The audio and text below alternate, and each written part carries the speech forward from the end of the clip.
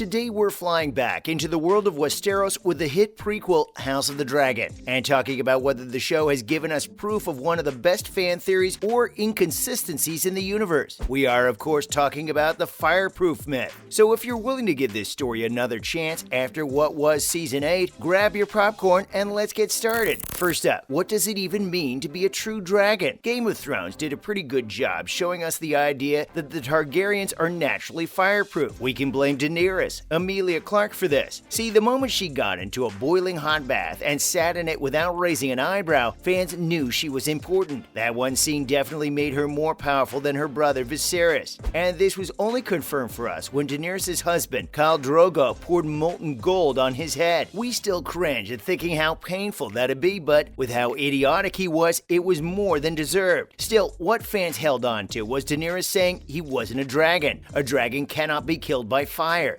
Believe us, we remember how shook that had left us because it starts this theory. Targaryens are fireproof. Later, Dany brings this point home when she legit steps into a burning fire with her husband's body and comes out like it was nothing. And did we mention she was also with 3 dragon babies? Come on, she legit became the mother of dragons. But then, is it just a plot hole that her brother burnt and she didn't? Well, this show might have finally given us an answer. Next up, the origin of the Fireproof theory. Fun fact, it's not based completely on the books. See, even before Game of Thrones aired in 2011, there had been some suggestions that Targaryens were resistant to fire, but there were only a few references for it in George R.R. Martin's novel A Song of Ice and Fire. But Daenerys hatching a few baby dragons surrounded by fire was completely written for the show. Martin does refer to Dany's knack for heat and fire. Still, she is not immune to it in the way she appears on the show. During a Q&A in 1999, Martin publicly said as much. He called the belief that Targaryens were magically resistant to fire a popular myth. Isn't that shocking? Because at the same time, this piece of lore has definitely been a favorite among the fandom. Following that, let's look at how a gruesome death might prove this theory wrong. We're talking about the fiery end of Laena Velaryon in episode 6 of the new series. She had taken her own life by asking her dragon, Vaghar, to burn her alive. And this action goes back to Queen Aemma's savage labor in the first episode. See, one thing the fans can lean on these shows to do is being insanely heavy. Either way, her death again raised the question of how solid the Fireproof theory is. Because Laena may have the maiden name Velaryon, getting her Targaryen surname by marriage, but dragon blood runs in her veins. Yet her mother is Rhaenys Targaryen, Eve Best, the queen who never was. So then, what's the deal? Were the fans just digging into something that wasn't there? Or does this just give another reason for how awesome the Dragon Queen genuinely is? Moving on, what does George R.R. Martin have to say? Going back to Dany's brother dying in flames and how Jon Snow was also burned. Even though he has Targaryen blood, let's just not comment on that. The fans realize that maybe the heatproof skill is only gifted to a few Targaryens. This then makes us question whether Daenerys was chosen for some special abilities or did fate just like her? Well, creator George R.R. Martin definitely supported this idea and stated that he actually never wanted Targaryens to be fireproof.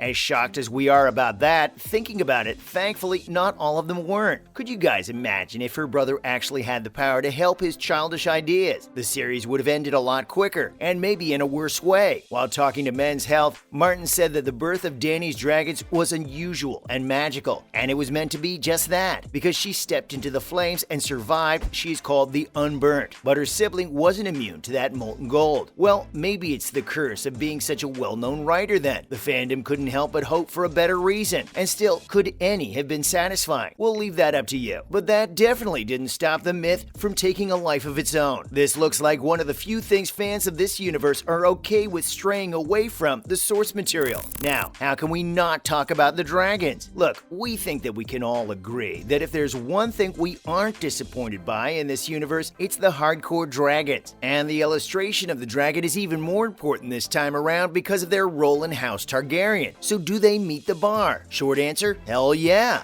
Even with Laena's death scene, we couldn't help but admire the close-up of the CGI creature. Oh, don't judge us like the thought hadn't at least crossed your minds too. Look, we know this. A badly CGI'd flying beast could have burnt the show faster than you can say dracarys. But thankfully, there wasn't any need to run for safety. They are a jaw-dropping view to watch. The design, coloring, and texture were all perfect. But none of this would have mattered if the animals didn't move and look like they were really alive. Fortunately, the dragons' bodies move fluidly, right down to the skin flaps. They are a massive upgrade over Daenerys' already impressive dragons. That is only because Daenerys' winged children were already the best offered then. So maybe, even if the series does end up in flames, somehow, again, the effort put into just these friends does deserve some sort of credit. Don't you all agree? Let's talk about the Targaryens' never-ending beef. Let's get into how this series could use the Fireproof myth in one of the bloodiest battles we're waiting for. If you didn't know, from what history Daenerys let us in on, this series is going toward a tragic civil war that occurred 200 years before the events of Game of Thrones. The Targaryen family turns against itself, and dragon riders fight dragon riders in the Dance of Dragons. Very poetic, right?